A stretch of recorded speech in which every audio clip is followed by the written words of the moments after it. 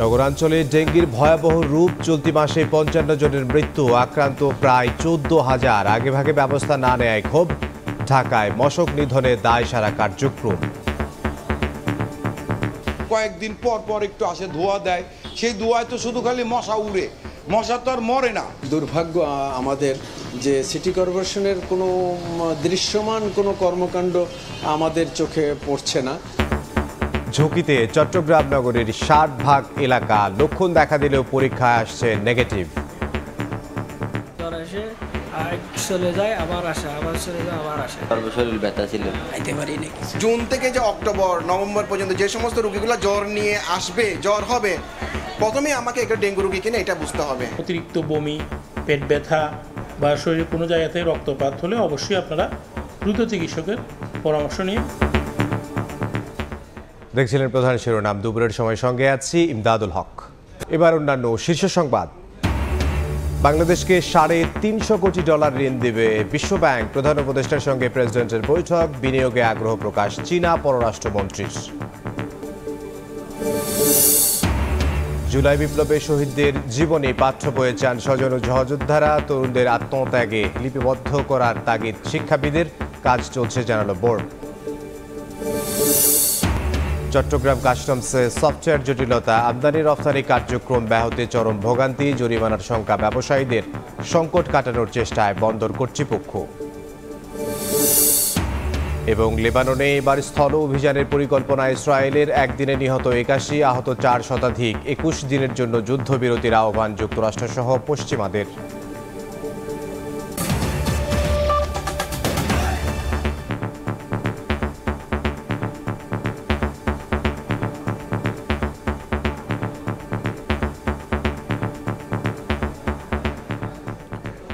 আবারও ডেঙ্গির ভয়াবহ রূপ, হসপিটালে প্রতিদিন বাড়ছে রোগীর চাপ।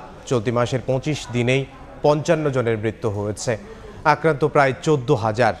একে অশনি সংকেত হিসেবে দেখছেন স্বাস্থ্য বিশেষজ্ঞরা। আগেভাগে ব্যবস্থা না নেয়ায় ক্ষোভ জানিয়ে নগরবাসী বলেছেন, ঢাকার ২ সিটিতে অভিযান চললেও তা লোক দেখানো। কারো জ্বর ৬ দিন, কারো ৯ দিন, এরপর পরীক্ষায় ধরা পড়েছে ডেঙ্গু।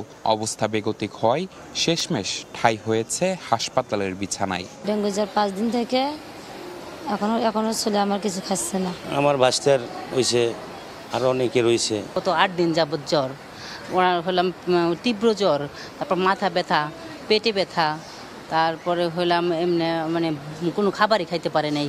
আমার প্রথমত শুধু জ্বর আর হালকা পাতলা হাঁটু ব্যথা, যেমন হাতে ব্যথা ছিল, এই কনুর ভিতরে, এই মাজার ভিতরে এইগুলা ব্যথা ছিল। পরে দেখি পজিটিভ আসছে। চলতি সেপ্টেম্বরে এখন পর্যন্ত ডেঙ্গু আক্রান্ত হয়ে ১৩,৭১৪ জন হাসপাতালে ভর্তি হয়েছেন, যা আগের যে কোনো মাসের তুলনায় দ্বিগুণ। প্রাণ গেছে ৫৫ জনের।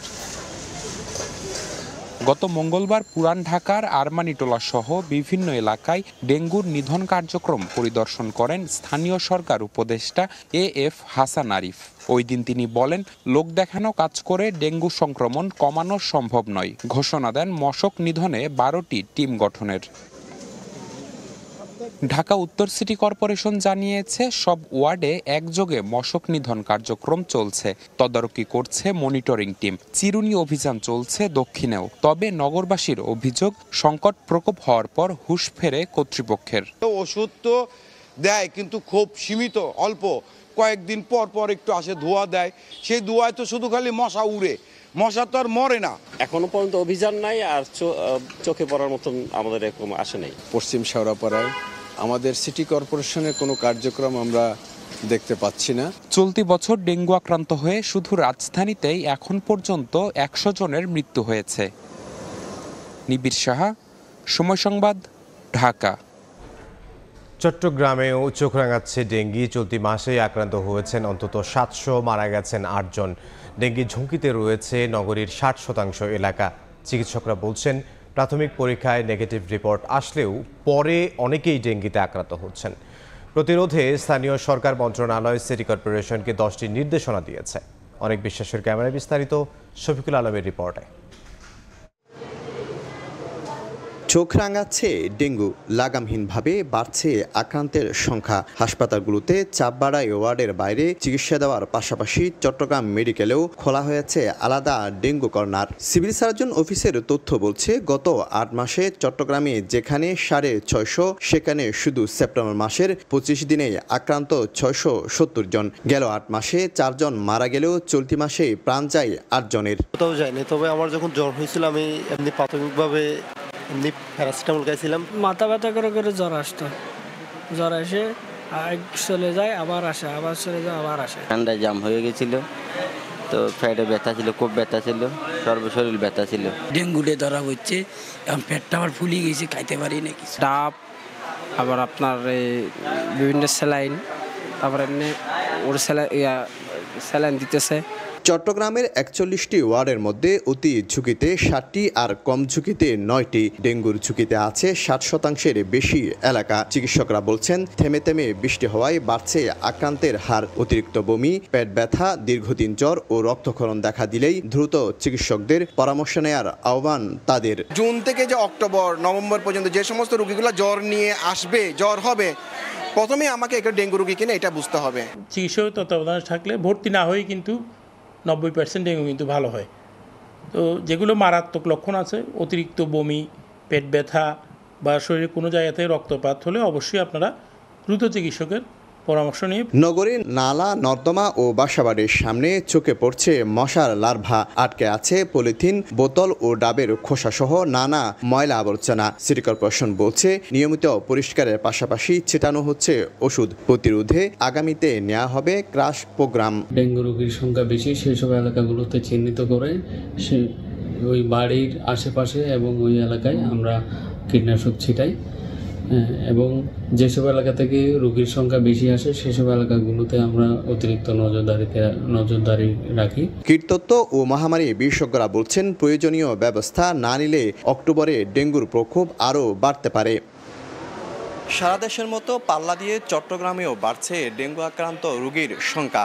এ অবস্থায় প্রতিরোধে স্থানীয় সরকার মন্ত্রণালয় সিটি কর্পোরেশনগুলোকে 10টি নির্দেশনা দিয়েছে। শফিকুল আলম, সময় সংবাদ, চট্টগ্রাম। ডেঙ্গি পরিস্থিতির আরও বিস্তারিত জানবো। এই মুহূর্তে রাজধানীর সোহরাওয়ার্দী হাসপাতালে আছেন সহকর্মী নিবিড় সাহা এবং খুলনা মেডিকেল কলেজ হাসপাতালে আছেন সহকর্মী আব্দুল আল মামুন রুবেল। সরাসরি প্রথমেই যাচ্ছে নিবিড়ের কাছে।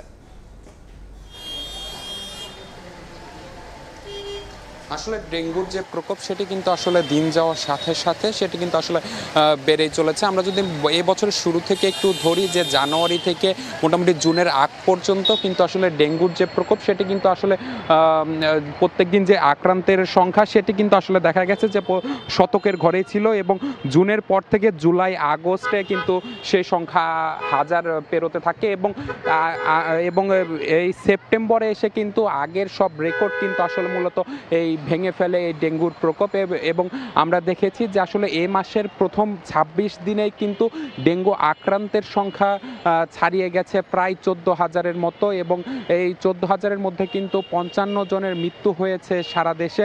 আমরা কথা বলেছিলাম এই যে যারা আক্রান্ত হচ্ছেন এবং স্বজনরা যারা আছেন তাদের সাথে, তারা যেমনটি বলছেন যে আসলে বেশিরভাগই কিন্তু বাসা এবং বাসার আশপাশ থেকেই কিন্তু আসলে তারা এই যে তাদের বিভিন্ন যে পানির যে ডোবা এবং পানি যে জমে আছে সেখান থেকে তারা বলছেন যে আসলে মূলত তারা ডেঙ্গু আক্রান্ত হয়েছেন। এর জন্য কিন্তু আমরা দেখেছি যে সিটি কর্পোরেশনের পক্ষ থেকেও কিন্তু ঘোষণা করা হয়েছে বিশেষ অভিযানের। এই বিশেষ অভিযানের মাধ্যমে কিন্তু আসলে যে মশক নিধন কার্যক্রম সেটি কিন্তু আসলে পরিচালিত হচ্ছে এই ঢাকা উত্তর সিটি কর্পোরেশন এবং দক্ষিণ সিটি কর্পোরেশন, এই দুই এলাকায়। এবং তারা যেমনটি বলছেন যে আসলে প্রতিটি ওয়ার্ডে কিন্তু আলাদা আলাদা টিম কাজ করছে, এবং মনিটরিং টিমও কিন্তু সেগুলো খেয়াল রাখছেন। তো কিন্তু তারপরও কিন্তু নগরবাসীরা যে অভিযোগটি করছেন যে আসলে তাদের এলাকায়, আমি কিছুক্ষণ আগে কিন্তু শ্যামলী, আদাবর এবং শেওড়াপাড়া এই কয়েকটি এলাকায় ঘুরেছি, তারা কিন্তু বলেছেন যে আসলে তারা কোনো অভিযানের তেমন বিশেষ কিছু কিন্তু তাদের চোখে পড়েনি। তো সব কিছু মিলিয়ে কিন্তু গত 24 ঘন্টায় যে ডেঙ্গুর পরিসংখ্যান প্রায় 800-র বেশি ব্যক্তি কিন্তু ডেঙ্গু আক্রান্ত হয়েছেন এবং 2 জন প্রাণ প্রাণ হারিয়েছেন। তো সবকিছু মিলিয়ে এই ছিল আমার কাছে থাকা রাজধানীর ডেঙ্গু পরিস্থিতির সবশেষ খবর। এখন আমরা খুলনার ডেঙ্গু পরিস্থিতির খবর জানবো। খুলনা মেডিকেল কলেজে হাসপাতালে আছেন আমাদের সহকর্মী আব্দুল্লাহ আল মামুন রুবেল। দেশের অন্য অঞ্চলের মতো খুলনা অঞ্চলেও কিন্তু ডেঙ্গুর প্রকোপ বাড়তে শুরু করেছে এবং ডেঙ্গু আশঙ্কাজনক হারেই বাড়ছে। একটু যদি পরিসংখ্যানের কথা বলি, গত 9 মাসে অর্থাৎ চলতি বছর পর্যন্ত কিন্তু খুলনা বিভাগের 10 জেলায় এখন পর্যন্ত 2026 জন নতুন করে ডেঙ্গুতে আক্রান্ত হয়ে বিভিন্ন হাসপাতালে চিকিৎসা নিয়েছেন। এর মধ্যে সব থেকে বেশি খুলনা জেলায়, এখানে এখন পর্যন্ত 5 শতাধিক রোগী বিভিন্ন হাসপাতালে ডেঙ্গুতে আক্রান্ত হয়ে চিকিৎসা নিয়েছেন। এই পরিসংখ্যান বলছে গত বছরের একই সময়ের তুলনায় কিন্তু এই পরিসংখ্যান বেশ খানিকটা বেশি এবং নিকটতম সময় অর্থাৎ গত 1 মাসের তুলনায় বা গত 1 সপ্তাহের তুলনায় এটি কিন্তু প্রতিনিয়ত বাড়ছে।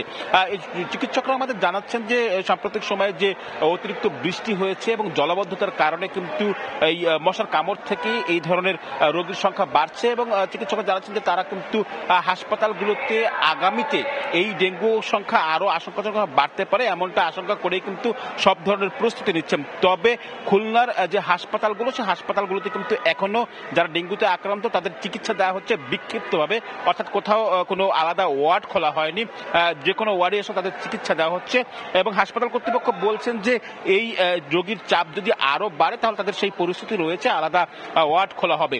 এর পাশাপাশি আরেকটি বিষয় সামনে চলে আসছে, যেহেতু সাম্প্রতিক সময় অতিবৃষ্টি, এই কারণে মশক নিধন কার্যক্রমটা আসলে বাড়ানোর তাগিদের কথা বলেছেন এখানকার যারা সংশ্লিষ্ট রয়েছেন, চিকিৎসক সহ স্বজনরা বলেছেন এবং তারা বলছেন মশক নিধন কার্যক্রম যদি না বাড়ানো যায় এটি কিন্তু আসলে ভয়ঙ্কর আকার ধারণ করতে পারে। এ কারণে এখন থেকে আসলে সর্বোচ্চ সতর্ক থাকতে হবে। এর পাশাপাশি যদি একটু বলি, যারা চিকিৎসক তারা আরেকটি পরামর্শ দিচ্ছেন, সেটা হচ্ছে গিয়ে ডেঙ্গুতে আক্রান্ত হওয়ার আগের যে সময়টা, অর্থাৎ সবাইকে সর্বোচ্চ সতর্ক থাকতে হবে, অর্থাৎ মশারি টানিয়ে রাতের বেলা ঘুমানো বা দিনের বেলায় ঘুমানোর ক্ষেত্রেও মশারি টানাতে হবে। এর পাশাপাশি কিন্তু জ্বর দেখা দিলে সেটা কিন্তু আসলে সঙ্গে সঙ্গে চিকিৎসকের কাছে পরামর্শ নিতে হবে এবং একটু যদি জ্বরের সময় বাড়ে তাহলে কিন্তু চিকিৎসকের নিকটবর্তী হাসপাতালে কিন্তু যাওয়ার পরামর্শ দেওয়া হয়েছে। তো আমার কাছে এই ছিল খুলনা থেকে ডেঙ্গু নিয়ে সবশেষ খবর। আমরা এখন একটু যাব চট্টগ্রামে, সেখানকার ডেঙ্গুর পরিস্থিতির খবর জানাবেন শফিকুর রহমান। চট্টগ্রামেও কিন্তু লাগামহীনভাবে বাড়ছে ডেঙ্গুর প্রকোপ।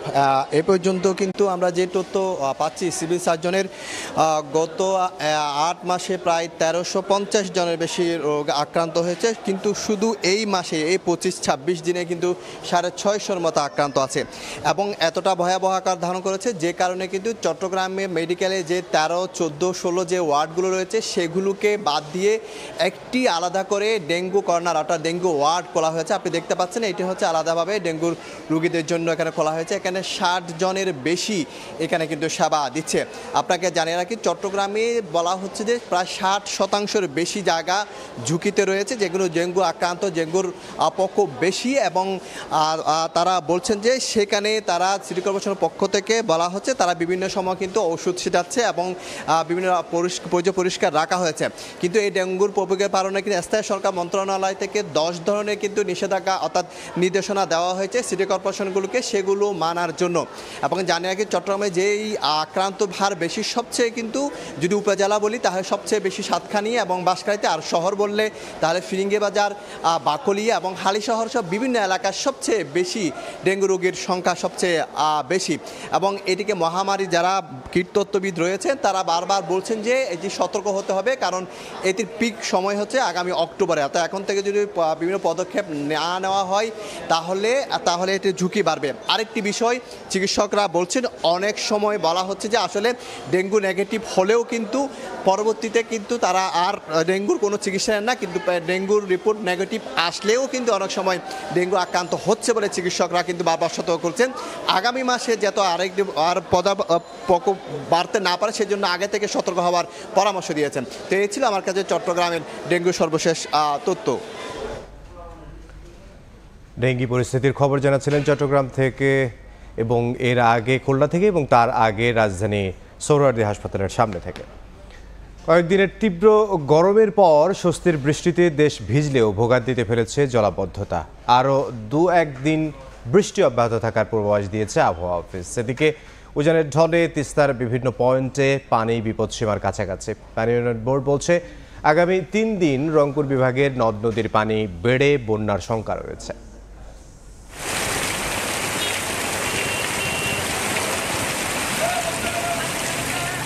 শরতের মধ্যভাগে টানা কয়েকদিনের তীব্র গরমের পর স্বস্তির বৃষ্টিতে ভিজেছে দেশ। কখনো গুড়ি গুড়ি, কখনো মুষলধারে বৃষ্টি ঝরেছে দেশের বিভিন্ন স্থানে। তবে স্বস্তির বৃষ্টি জলাবদ্ধতা সৃষ্টি করায় রূপ নিয়েছে দুর্ভোগে। খুলনা শহরের বিভিন্ন স্থানে পানি জমে দুর্ভোগে ফেলে নগরবাসীকে। বছরের পর বছর সামান্য বৃষ্টিতে জলাবদ্ধতার জন্য সিটি কর্পোরেশনের ড্রেনেজ ব্যবস্থা না থাকতে দায়ী করছেন স্থানীয়রা। যেহেতু নিচু, পানি সরার মতো কোনো ভালো ড্রেনেজ, বড় যে ড্রেনেজগুলো সেগুলো নেই। ড্রেনের পানিগুলো এসে এই যে ময়লা পানি, এ তো অনেক ধরনের চুলকানি টাইপের রোগ হয় তো পানির মধ্যে। মধ্য বঙ্গোপসাগরে মৌসুমী বায়ু সক্রিয় থাকায় সারা দেশে মাঝারি থেকে ভারী বৃষ্টিপাত হচ্ছে বলে জানিয়েছে আবহাওয়া অফিস। এর মধ্যে কিছু কিছু স্থানে অতি ভারী বর্ষণের সতর্কতা রয়েছে। সেই সঙ্গে সমুদ্র বন্দর ও উপকূলীয় অঞ্চলগুলোতে 3 নম্বর সতর্ক সংকেত জারি করা হয়েছে। মৌসুমী বায়ু যেহেতু বাংলাদেশের উপর সক্রিয় এবং বঙ্গোপসাগরে, উত্তর বঙ্গোপসাগরে শক্তিশালী, সেজন্য কিন্তু আমরা বাংলাদেশে যে সামুদ্রিক বন্দরগুলো আছে তাদেরকে আমরা 3 নম্বর স্থানীয় সতর্কতার সংকেত জারি করেছি। এদিকে উজানের ঢলে ও রংপুর অঞ্চলে ভারী বৃষ্টিপাতের কারণে তিস্তার ডালিয়া ব্যারেজ পয়েন্টে পানি বিপদসীমার কাছাকাছি রয়েছে। এতে তিস্তা পারের মানুষের মাঝে বন্যা আতঙ্ক বিরাজ করছে।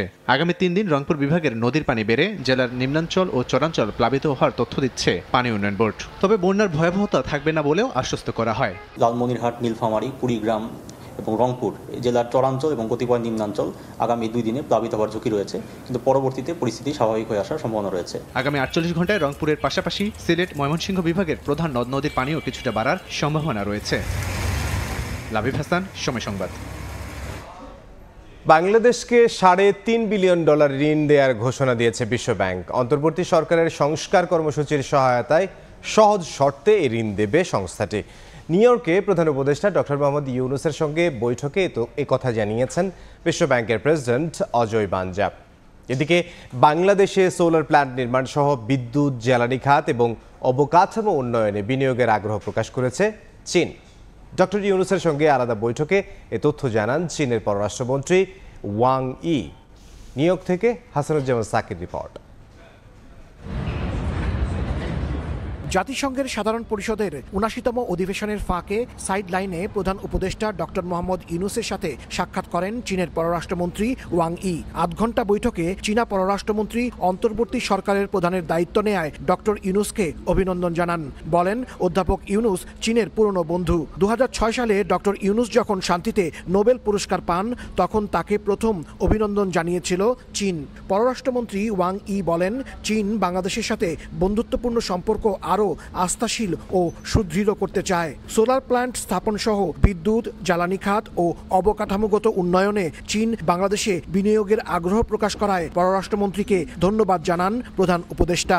চায়না অনেকগুলো বিষয়ে বাংলাদেশের সাথে ট্রেড বাড়াতে চায়, বাংলাদেশে ইনভেস্টমেন্ট বাড়াতে চায় এবং বাংলাদেশের সাথে তার যে কম্প্রিহেন্সিভ স্ট্র্যাটেজিক যে পার্টনারশিপ আছে এটাকে আরও সুদৃঢ় করতে চায়। পৃথিবীতে চায়না হচ্ছে সোলার প্যানেলে নাম্বার 1 ম্যানুফ্যাকচারার। চায়নার সোলার প্যানেল ফ্যাক্টরিগুলো যদি বাংলাদেশে কোম্পানিগুলো যদি বাংলাদেশে ইনভেস্টমেন্ট করে তো এটা অনেক বড় বিষয়। আজকে ওয়াংই বললেন যে তারা এটাকে খুবই হাই ইম্পর্টেন্স দিচ্ছেন।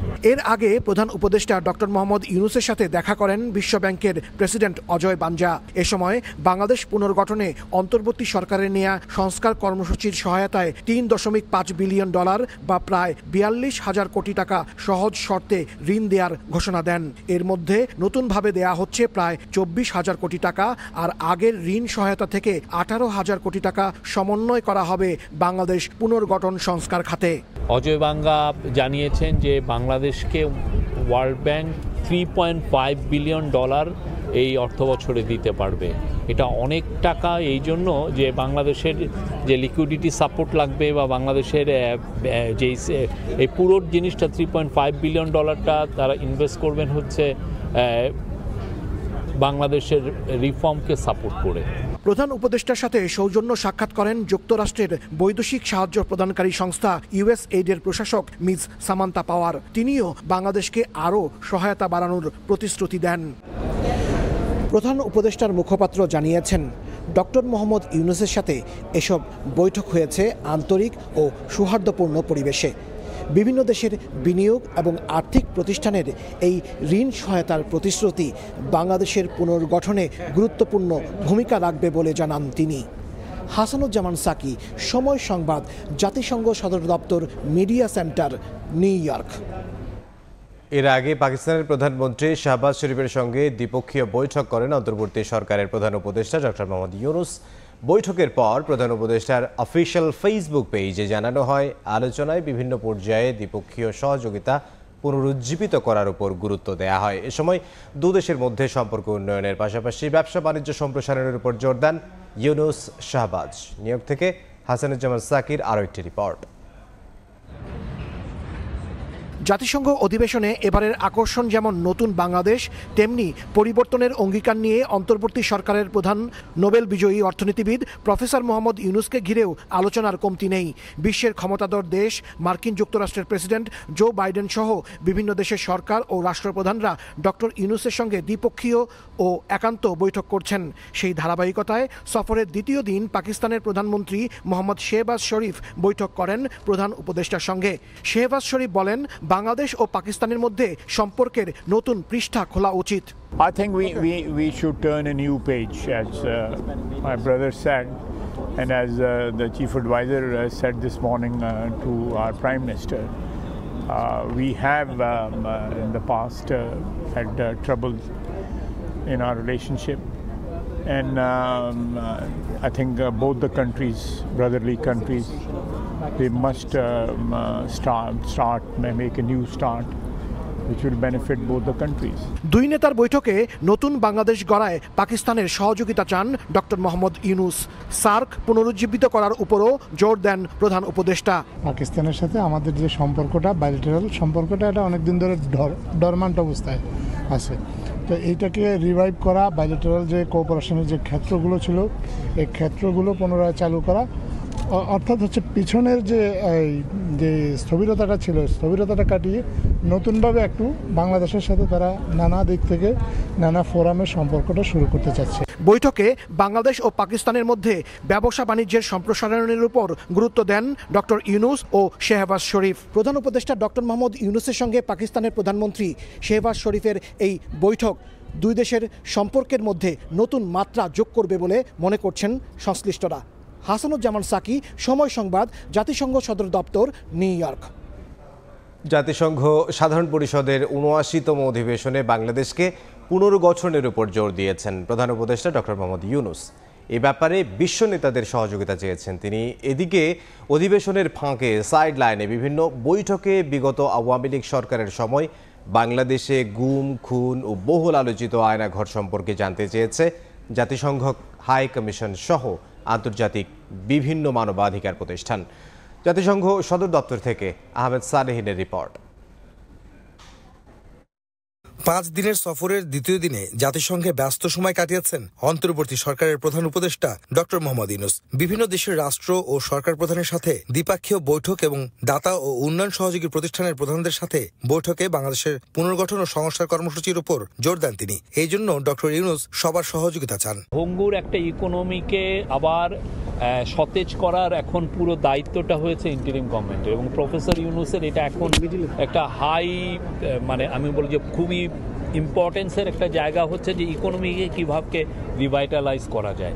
বুধবার জাতিসংঘের সাইডলাইনে সামাজিক ব্যবসা, তারুণ্য ও প্রযুক্তি শীর্ষক এক উচ্চ পর্যায়ের বৈঠকে অংশ নেন ডক্টর ইউনূস। এদিন বৈঠক করেন দক্ষিণ আফ্রিকার প্রেসিডেন্ট সিরিল রামাফোসা ও নেপালের প্রধানমন্ত্রী কেপি শর্মা ওলির সাথে। প্রধান উপদেষ্টার সাথে সৌজন্য সাক্ষাৎ করেন জাতিসংঘ মানবাধিকার high commissioner Volker টার্ক, amnesty international ও কেরি কেনেডি হিউম্যান রাইটস প্রতিষ্ঠানের প্রতিনিধিরা। তারা বাংলাদেশের গুম খুনের তথ্য ও আয়নাঘর সম্পর্কে জানতে চান। ওয়ার্ল্ডের প্রমিনেন্ট যারা হিউম্যান রাইটসের লিডার তারা এসেছিলেন কেরি কেনেডির নেতৃত্বে। ওইখানে অ্যামনেস্টি ইন্টারন্যাশনালের চিফ ছিলেন, সেক্রেটারি জেনারেল ছিলেন, অ্যানিয়াস ক্যালামার্ট ছিলেন। ওইখানে হিউম্যান রাইটসের বিষয়ে আলাপ হয়েছে, বিশেষ করে আয়নাঘরের বিষয়ে, যাতে হিউম্যান রাইটস অ্যাক্টিভিস্টরা যাতে আরও ডিটেলস জানতে পারেন সে বিষয়ে কথা হয়েছে। এছাড়াও প্রধান উপদেষ্টা বিল অ্যান্ড মিলিন্ডা গেটস ফাউন্ডেশনের সিইও মার্ক সুজম্যানকে সৌজন্য সাক্ষাৎ দেন। পরে নিউ ইয়র্ক টাইমসের আয়োজনে জলবায়ু শীর্ষক একটি ইভেন্টে বক্তব্য রাখেন ডক্টর ইউনুস।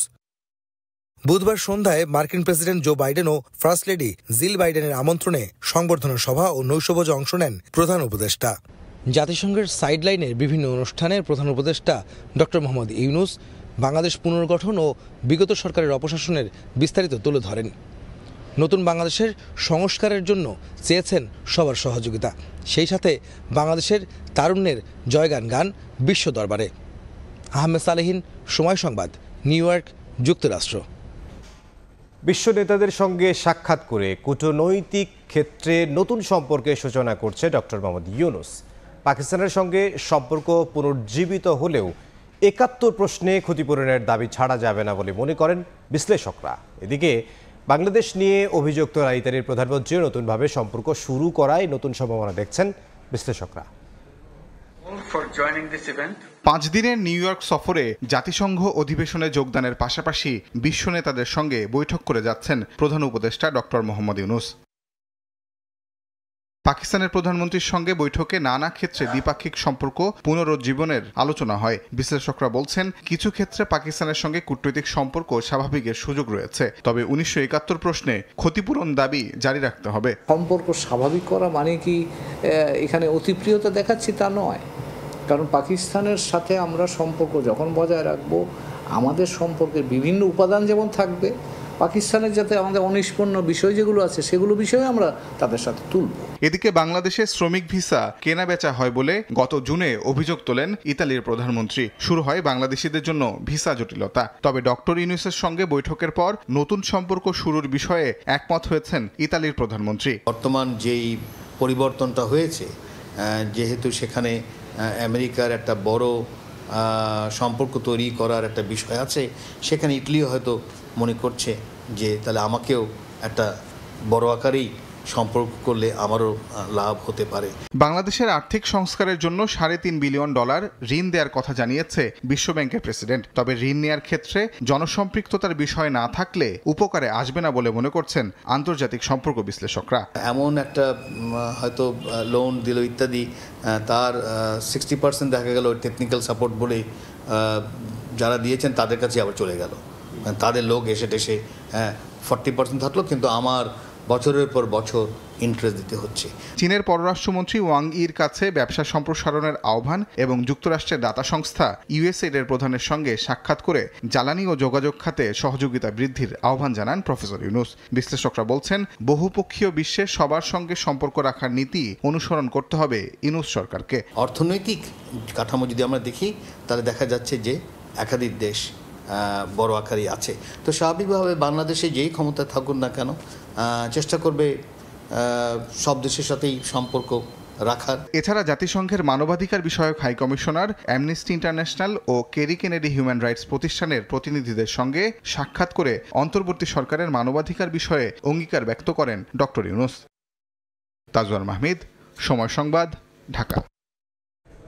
কানপুর টেস্টের আগের দিন প্রেস কনফারেন্সে এসে বোমা ফাটালেন সাকিব আল হাসান। জানিয়ে দিলেন টেস্ট এবং টি-20 থেকে অবসর নিচ্ছেন সাবেক বিশ্বসেরা এই অলরাউন্ডার। এই মুহূর্তে কানপুরের গ্রিন পার্ক স্টেডিয়ামে আছেন সহকর্মী মাহবুব রিমন। সবশেষ খবর জানবো, সরাসরি যাচ্ছি তার কাছে। রিমন, কানপুরের আকাশে মেঘ আছে, তবে বাংলার ক্রিকেটে যে বিনা মেঘে বজ্রপাত হয়ে গেল একেবারে টাইগার সমর্থকদের জন্য, হঠাৎ করে এই খবরটা আসলো।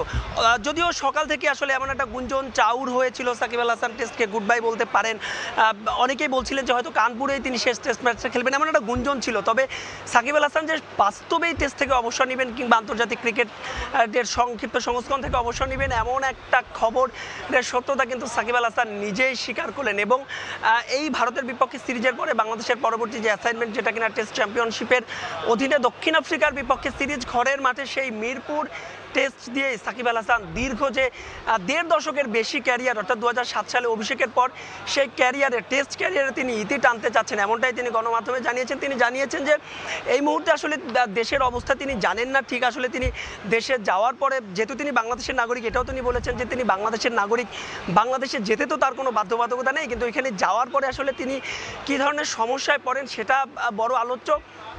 সাকিব আল হাসান যেটা বলেছেন যে তিনি বোর্ডের সঙ্গে কথা বলেছেন, তিনি যিনি বিসিবি প্রেসিডেন্ট ফারুক আহমেদ তার সঙ্গে কথা বলেছেন এবং তিনি ফারুক আহমেদ তাকে নিশ্চয়তা করেছে এবং যদি সেখান থেকে তিনি একটা গ্রিন সিগন্যাল পান তবেই তিনি দেশে যাবেন এবং দেশে গিয়ে দক্ষিণ আফ্রিকার বিপক্ষে যে সিরিজটি রয়েছে অর্থাৎ 2 ম্যাচের টেস্ট সিরিজ মিরপুরে যে টেস্টটি অনুষ্ঠিত হবে সেই টেস্ট দিয়েই তিনি সাদা পোশাকের যে আভিজাত্যের ক্রিকেট সেই ক্রিকেটকে তিনি গুড বাই জানাবেন।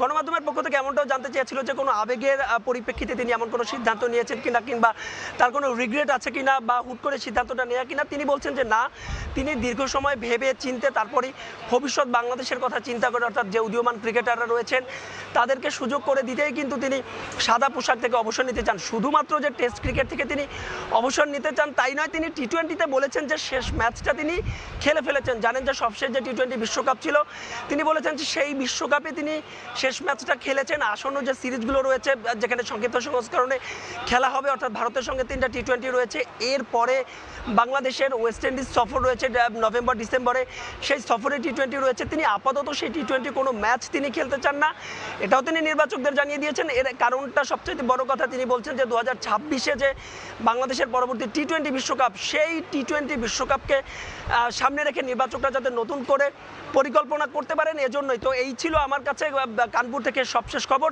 সাকিব আল হাসানের অবসরের। সহকর্মী মাহবুব রিবন যোগ দিয়েছিলেন ভারতের কানপুর থেকে। জুলাই বিপ্লবের ঘটনা ও শহীদদের জীবনী পাঠ্যপুস্তকে অন্তর্ভুক্ত করার দাবি জানিয়েছেন স্বজন সহপাঠী সহ নানা শ্রেণী পেশার মানুষ। আগামী প্রজন্মকে তরুণদের এই অবদানের কথা জানাতে এই ঘটনা সন্নিবেশ করা জরুরি বলে মনে করেন শিক্ষাবিদরা। আর জুলাই বিপ্লব ও ছাত্র জনতার অভ্যুত্থান বইয়ে তুলে ধরতে কাজ চলছে বলে জানিয়েছে জাতীয় শিক্ষাক্রম ও পাঠ্যপুস্তক বোর্ড। দেয়ালে দেয়ালে গ্রাফিতিতে তাই আঁকা আবু সাইদ আর মীর মুগ্ধর আত্মদানের বীরত্ব গাঁথা। আন্দোলনে যোগ দিয়েছিলেন সারা দেশের নানা শ্রেণী পেশার মানুষ। তাই দেশকে বৈষম্য মুক্ত করতে এই গণজাগরণের ঘটনা পাঠ্যপুস্তকে অন্তর্ভুক্ত করার দাবি শহীদ পরিবারের অনেকের। আত্মত্যাগ সেটা যদি পাঠ্য বইয়ে আসে তাহলে আমরা অবশ্যই সবাই সেটাকে সাধুবাদ জানাবো এবং আমরা চাইবো যে এমন কিছু হোক। এটা পরবর্তী প্রজন্মের জন্য পাঠ্য বইয়ে অন্তর্ভুক্ত করে এটা তাদেরকে জানানোর সুযোগ করে দিবেন।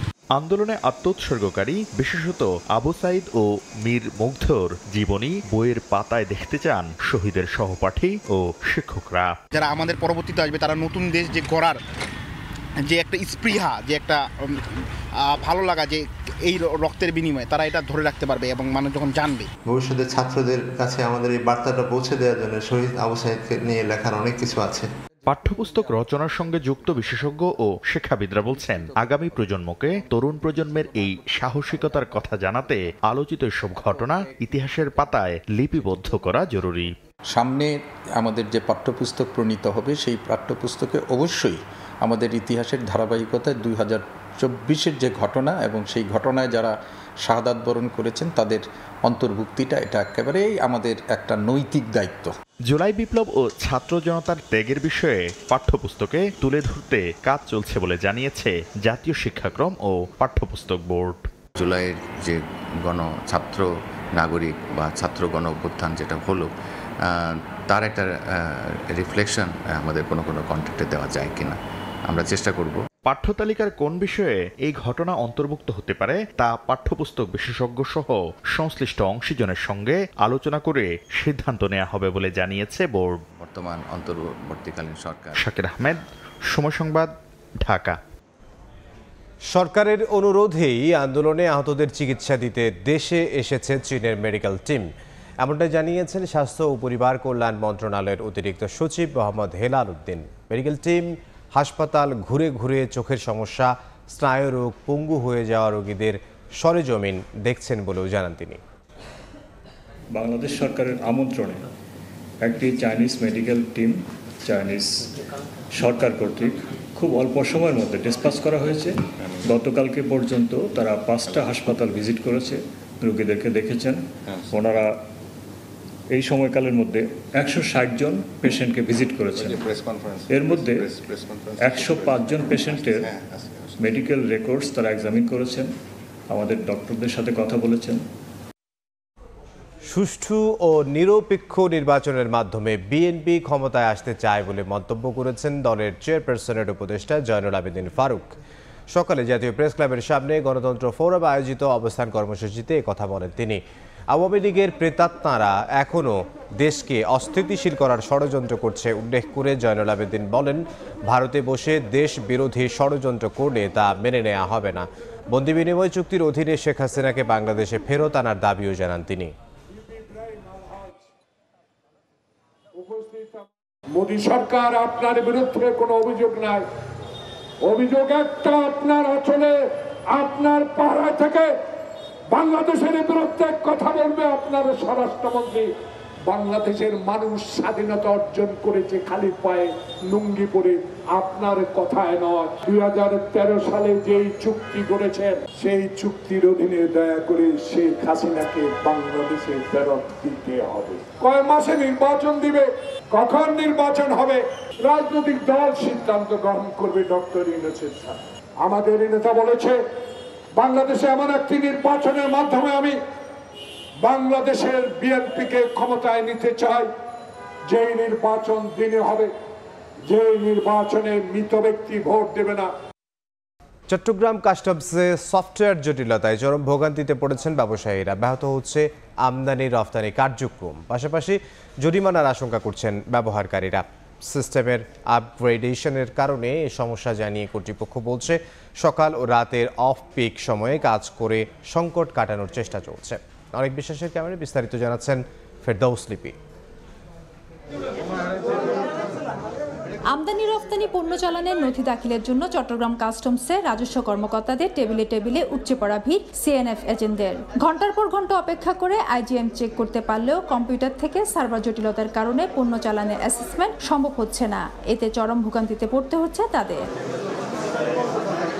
CNF agent Bangladesh freight forwarder association সহ কেউ কাজ যথাসময়ে শেষ করতে না পারায় ব্যাহত হচ্ছে আমদানি রফতানি কার্যক্রম। ডকুমেন্ট যখন আইজিএম চেক দিতে যায় তখন সার্ভার ঘুরতে থাকে, সঠিক সময়টা পাচ্ছে না। এইভাবে ওনারাও 2-1 ঘন্টা অপেক্ষা করার পরে যদিও 1-2টা ডকুমেন্ট উনি আইজিএম চেক করে স্বাক্ষর দিলে আরও টেবিলে দিলে আরও টেবিলেও সার্ভার নেই। জাহাজ পাচ্ছে না সময় মতো, তারপরে আপনার বন্দরে ড্যামারেজ আসতেছে। এই বিভিন্ন সমস্যার কারণে সরকারও রাজস্ব হারাচ্ছে। ক্রেতা আমাদের থেকে বিমুখ হয়ে যাচ্ছে এবং আমদানির ক্ষেত্রে সঠিক সময় মালটা ইম্পোর্টারের কাছে নিতে পারতেছি না, ওদের ড্যামারেজ খাচ্ছে। সিস্টেমের আপগ্রেডেশনের কারণে এই সমস্যা হচ্ছে জানিয়ে কাস্টমস বলছে, সকাল ও রাতে অফ পিক সময়ে কাজ করে সংকট কাটানোর চেষ্টা করা হচ্ছে। এনবিআর থেকে নিয়ন্ত্রিত হচ্ছে এই সার্ভারটা। তো এনবিআর আমাদের যে ন্যাশনাল এসআইকুরা টিম আছে তারা খুব দ্রুততার সাথে কাজ করতেছে এবং আশা করা যাচ্ছে যে এটা খুব দ্রুতই এই সমস্যাটার সমাধান হয়ে যাবে। তবে এক্ষেত্রে এনবিআর এর উদাসীনতাকে দায়ী করে ভবিষ্যতে বিকল্প ব্যবস্থা রাখার দাবি ব্যবহারকারীদের। যতক্ষণ পর্যন্ত ওই আপগ্রেড ভার্সনটা স্মুথ না হবে ততক্ষণ পর্যন্ত যেন আগের ভার্সন স্মুথলি কাজ করে, এই প্রক্রিয়া সম্পূর্ণ একটা প্রযুক্তিগত ব্যবস্থা। এটা অবশ্যই তাদের আইটি বিশেষজ্ঞরা আছেন, তারা দেখবেন। 2013 সালে সর্বপ্রথম আমদানি রফতানি বাণিজ্যে আন্তর্জাতিক এসআইকুডা ওয়ার্ল্ড সিস্টেম চালু করে চট্টগ্রাম কাস্টমস হাউস। ফেরদৌস লিপি, সময় সংবাদ, চট্টগ্রাম। খেলার খবর, আবারও মিটিংয়ে বসতে যাচ্ছে বাংলাদেশ ক্রিকেট বোর্ডের পরিচালকরা। আজ বিকেল 4টায় মিটিং ডেকেছেন নতুন সভাপতি ফারুক আহমেদ।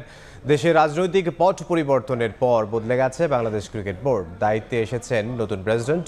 দায়িত্ব নেওয়ার পর থেকেই ব্যস্ত সময় পার করছেন ফারুক। এ পর্যন্ত 2টি বোর্ড সভা হয়ে গেছে তার অধীনে, এবার 3য় সভা ডেকেছেন তিনি।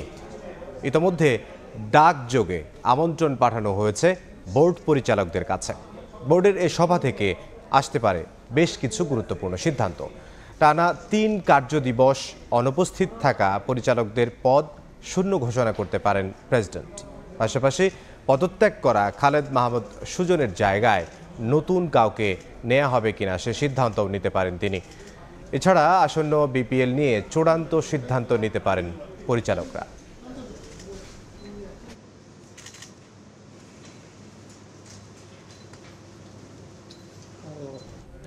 কানপুর টেস্টের আগের দিন প্রেস কনফারেন্সে এসে বোমা ফাটালেন সাকিব আল হাসান। জানিয়ে দিলেন টেস্ট এবং টি20 থেকে অবসর নিচ্ছেন দেশসেরা এই অলরাউন্ডার। দক্ষিণ আফ্রিকার বিপক্ষে ঘরের মাঠে মিরপুরে খেলতে চান ক্যারিয়ারের শেষ টেস্ট। তবে টি20 আর খেলবেন না বলে নিশ্চিত করেছেন সাকিব আল হাসান। যেহেতু দেশের অনেক পরিস্থিতি আছে, স্বাভাবিকভাবেই সব কিছু হয়তো আমার উপরে না, স্বাভাবিকভাবে ওই জিনিসগুলো আমি বিসিবির সাথে ডিসকাস করেছি, যে তাদেরকে বলা হয়েছে স্বাভাবিকভাবে যে আমার কি প্ল্যান, স্পেশালি টেস্ট ক্রিকেট নিয়ে। এই টেস্ট এবং হোম সিরিজ আমি মানে যেটা ফিল করেছিলাম যে আমার লাস্ট সিরিজ হবে টেস্ট ক্রিকেটে স্পেশালি, সো ওইটা নিয়ে আমার চিন্তা ছিল। এবং এভাবেই ফারুক ভাইয়ের সাথে এবং বোর্ডের সিলেক্টরদের সাথেও কথা বলা হয়েছে যে যদি সুযোগ থাকে আমি যদি দেশে যেয়ে খেলতে পারি, মিরপুর টেস্ট হবে আমার জন্য লাস্ট, স্পেশালি টেস্ট ক্রিকেটে। অবশ্যই কষ্ট কিংবা অভিমান থেকে নেয় না, আমার কাছে মনে হয় যে this is the right time move on করার জন্যে এবং নতুনদের আসার সুযোগ তৈরি করে দেওয়ার জন্যে। অ্যাট দি সেম টাইম টি20তেও আমার আসলে একই ধরনের চিন্তা, আমি হয়তো এটা অপ্রাসঙ্গিক হলেও বলে ফেলতে চাই, কারণ হচ্ছে টি20 নিয়েও আমাদের কথা হয়েছে, সিলেক্টর এবং প্রেসিডেন্ট বোর্ডের সবার সাথে এটা নিয়েও আমি কথা বলেছি যে আমার কাছে মনে হয় this is the right time যে টি20 থেকেও আমি মুভ অন করি এবং আপাতত নেক্সট যে কিছু সিরিজগুলো আছে কিছু নতুন প্লেয়ার আসুক, নতুন প্লেয়ারদের সুযোগ দেওয়া হোক। অ্যাট দি সেম টাইম আমি যদি ফ্র্যাঞ্চাইজি লিগ খেলাগুলোর সুযোগ পাই, এখানে ভালো করতে থাকি, 6 মাস 1 বছর পরে যদি কখনো মনে করে বিসিবি যে হ্যাঁ না এখানে টি20তে আমার কন্ট্রিবিউট করার একটা সুযোগ আছে, আমি পারফর্ম করছি এবং ফিট আছি, দেন আমরা ডিসাইড করতে পারি। বাট অ্যাট দিস মোমেন্ট আমি নিজেকে অন্তত টি20তে দেখছি না। আর সাউথ আফ্রিকা যেহেতু টেস্ট সিরিজ, আমার ইচ্ছা আছে যে লাস্ট সিরিজ হওয়ার। সো বেসিক্যালি আপনারা বলতে পারেন যে মোটামুটি 2টা ফরম্যাটে। আইসিসি নারী টি20 বিশ্বকাপ খেলতে সংযুক্ত আরব আমিরাতের উদ্দেশ্যে দেশ ছেড়েছে বাংলাদেশ ক্রিকেট দল। এবারের আসরে সেমিফাইনাল খেলার স্বপ্ন টাইগ্রেসদের, জানিয়েছেন অধিনায়ক নিগার সুলতানা জ্যোতি। বিশ্বের অন্যতম সেরা স্পিন অ্যাটাক নিয়ে বাংলাদেশ এবারের বিশ্বকাপে অংশ নিচ্ছে বলে জানান তিনি। প্রত্যাশা রাখছেন বোলারদের সঙ্গে ব্যাটাররাও এবারের বিশ্বকাপে ভালো করবে। মিরপুর থেকে কোস্টার বাসে করে বিমানবন্দরে পৌঁছায় বাংলাদেশ নারী ক্রিকেট দল। বিশ্বকাপ মিশনে যাওয়ার আগে ক্রিকেটারদের বিদায় জানাতে আসেন তাদের পরিবারের সদস্যরা। বিমানবন্দরে পৌঁছালে উপস্থিত দর্শকরা ভিড় করেন ক্রিকেটারদের সঙ্গে সেলফি তুলতে। এরপর নাহিদা, জ্যোতি, রাবেয়া, দিশা, তাজ, নেহার, মুর্শিদারা বিমানবন্দরে প্রবেশ করেন। ছিলেন নারী দলের দেশি ও বিদেশি কোচও, টিম ম্যানেজমেন্টের সদস্যরাও ছিলেন। আগের আসরগুলোর তুলনায় এবার ভালো ফলাফলের প্রত্যাশা ক্রিকেটারদের। এ পর্যায়ে শীর্ষ সংবাদগুলো জানিয়ে দিচ্ছে আরও একবার। নগরাঞ্চলে ডেঙ্গির ভয়াবহ রূপ, চলতি মাসেই 55 জনের মৃত্যু, আক্রান্ত প্রায় 14,000। আগেভাগে ব্যবস্থা না নেয়ায় ক্ষোভ, ঢাকায় মশক নিধনে দায় সারা কার্যক্রম। বাংলাদেশকে $350 কোটি ঋণ দেবে বিশ্বব্যাংক, প্রধান উপদেষ্টার সঙ্গে প্রেসিডেন্টের বৈঠক, বিনিয়োগে আগ্রহ প্রকাশ চীনা পররাষ্ট্রমন্ত্রীর। এবং কানপুর টেস্টের আগের দিন বোমা ফাটালেন সাকিব, দিলেন টেস্ট ও টি20 থেকে অবসরের ঘোষণা। দেশে ফেরার পর নিরাপত্তা নিশ্চিতের আহ্বান।